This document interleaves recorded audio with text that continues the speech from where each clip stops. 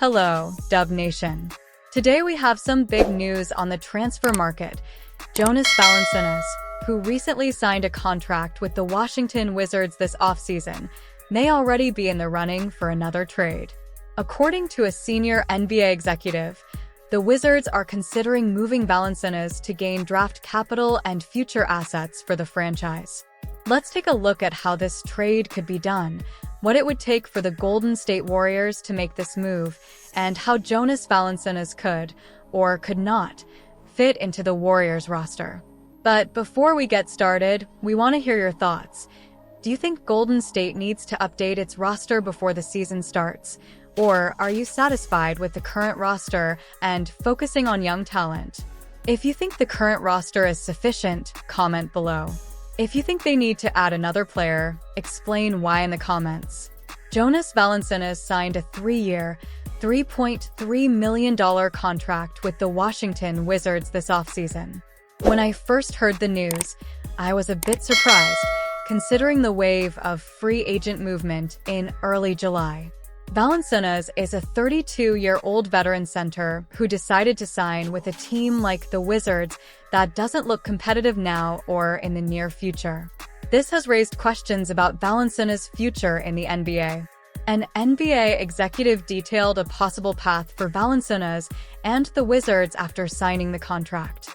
He said it was a smart move for Valančiūnas, as it secured a good salary at a time when roster spots were scarce due to new NBA rules that offer less financial flexibility.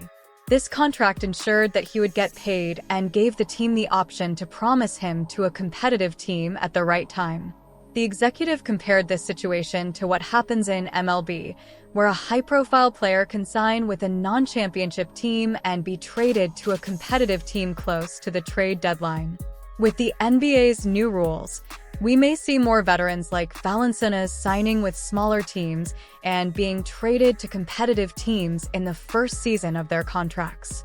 As for teams that could be interested in Jonas Valančiūnas, the executive mentioned the Knicks, Lakers, and Warriors as possible destinations.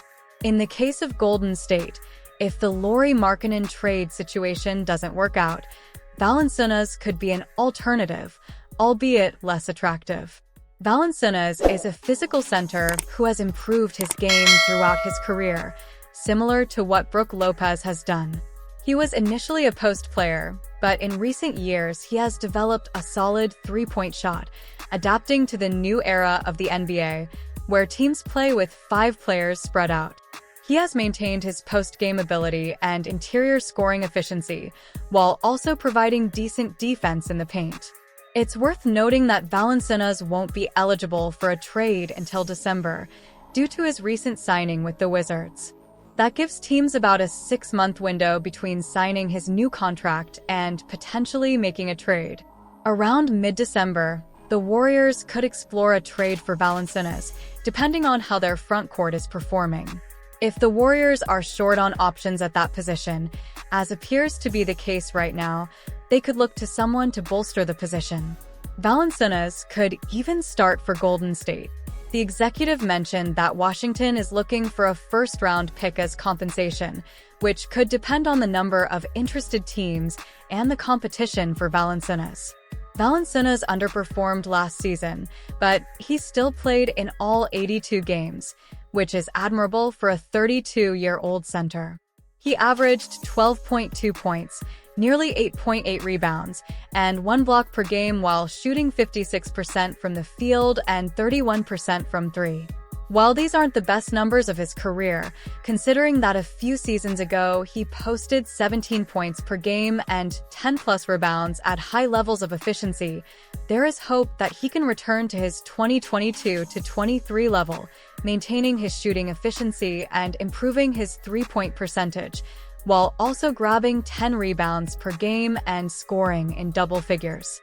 Valančiūnas may not offer the same floor spacing as Lauri Markkanen, but he provides a solid interior presence that would help solve the team's rebounding problem.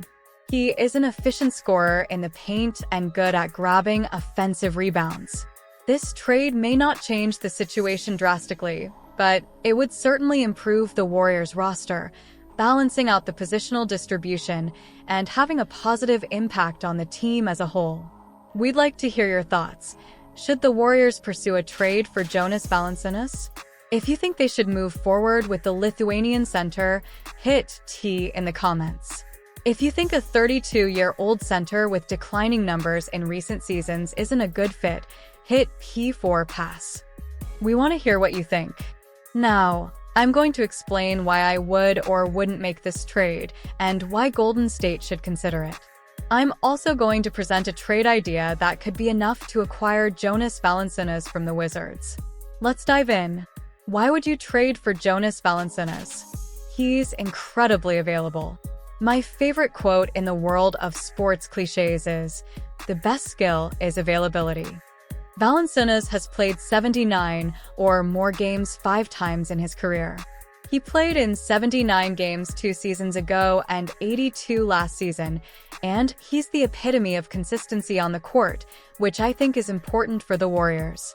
This is especially relevant when you consider players like Andrew Wiggins, who has been out, and Gary Payton, who has a history of injuries. Valančiūnas is a dominant rebounder. For most of his career, he has averaged more than 10 rebounds per game, something the Warriors clearly need. Trayce Jackson-Davis was one of the team's leading rebounders last year, but at just under 7 feet tall, he is seen as an undersized center or even a power forward in many situations. Draymond Green, who is relatively short. Compared to Valančiūnas, he was also one of the team's leading rebounders. Having a taller player who can impose his physical presence is a significant advantage. Valančiūnas is a great blocker, which is crucial to the Warriors' style of play, which relies on opening up space for their shooters. He excels at blocking near the basket. He may not be as quick of an athlete as Jackson-Davis, but he has good hands and is a great target for long passes. His spacing ability is a bonus. While his three-point shooting percentage was not the best last season, at around 31%, in previous years he has averaged between 35 and 37%. That three-point percentage is impressive for a 7-footer who has spent most of his career playing in the paint, and it would be a huge boost to the Warriors' offense, which often uses 5-man formations. By trading for Valančiūnas, the Warriors could retain their promising young talents, such as Jonathan Kuminga and Brandon Podziemski, who are essential to the team's future. If they can keep these young players, they can continue to build a strong team while adding a seasoned veteran to bolster the front court. On the other hand, Valančiūnas has a sizable 3-year contract worth $30.3 million. While not an exorbitant amount, he makes nearly $10 million per year, which is significant considering his age. There are also concerns about injury risk and a drop in performance. At 32, he is in the latter stages of his career, and it is common for centers to see a decline in fitness and production at this stage. Additionally, the trade may not have a huge impact in terms of competing for a championship. Valančiūnas is a nice addition, but he is not a star who can immediately transform a team. In short, there are pros and cons to trading for Valančiūnas. He would bring defense, rebounding, and good floor spacing, along with impressive durability. However, his age, contract, and limited potential impact are legitimate concerns. The final decision will depend on how the Warriors assess their need to strengthen the front court and whether they believe Valančiūnas is the right fit to balance the roster. We know it's time for the Warriors to consider a risky move. For years, the team has played conservatively, keeping its veteran stars while investing in promising young prospects in the draft, following a 2-timeline strategy championed by Joe Lacob. While that led to the 2022 NBA title, it proved insufficient to sustain their dynasty. With next offseason approaching, the Golden State Warriors face a critical juncture to redefine the trajectory of the franchise. Will they commit to one more title run or opt for a financial restructuring? Mike Dunleavy Jr. and the front office have a number of tough decisions ahead of them, leaving fans anxious to see what the team will do next. Before we wrap up, don't forget to subscribe to the channel. We're producing Warriors videos almost every day. Thanks for watching, and see you tomorrow for more basketball news. In conclusion, the Warriors' future is uncertain, with the possibility of players leaving and entering the team. With several trade options available, the Warriors are well-positioned to continue to be a force in the NBA. Stay tuned for more updates, and be sure to leave your thoughts in the comments below. Don't forget to like and subscribe to the channel, activating the bell to receive notifications of new videos. Thanks for following the gold-blooded news, and until next time, go Warriors!